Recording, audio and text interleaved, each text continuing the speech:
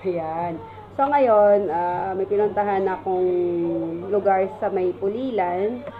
And may nadaanan kami nagtitinda nito. Ito ay sumang akap.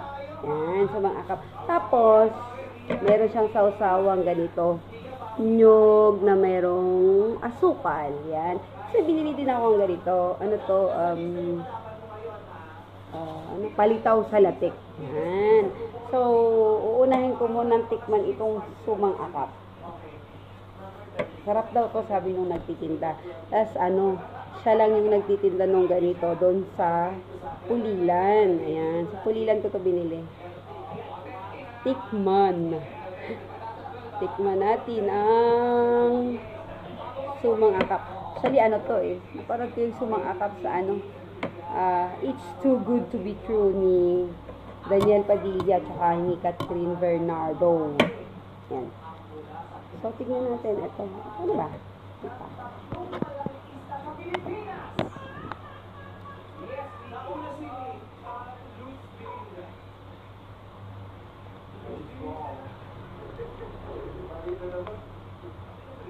Malagkit na malagkit siya. Dikit na dikit. Ouch.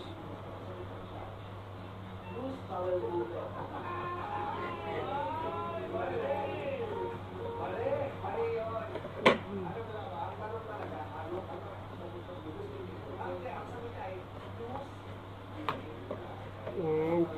Tikman natin. So, masarap to. Kasi lagi na ako nakakatikim ng ganitong sawsawan.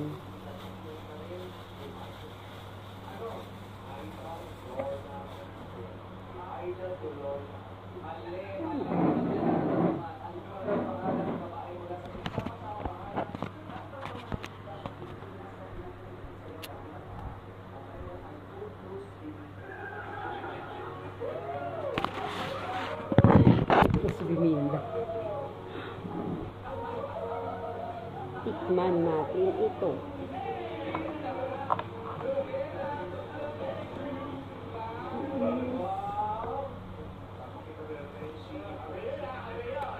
Sarap. Ano pa siya?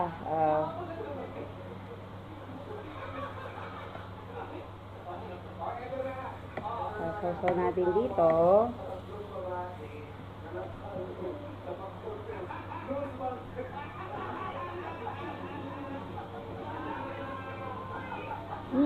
Sarap.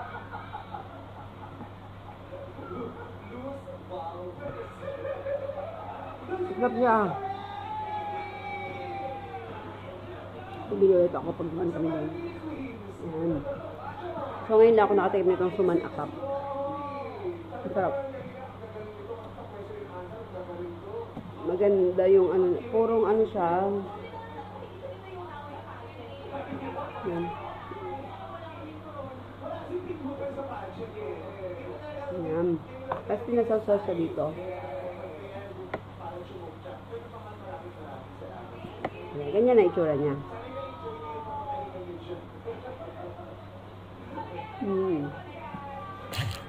Sarap. Sarap siya. Sarap siguro kung may kape. Kaya lang tanghaling tapat. So, hindi ako magkakape. Tubig na lang. Yung tubig. Tubig na lang. Instead of kape. Pero mas masarap siya. So, may mainit na kape.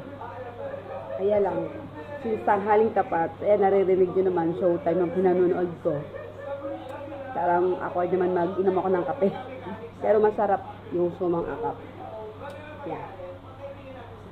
Recommend ko yung na yan. Pwesto ni nanay.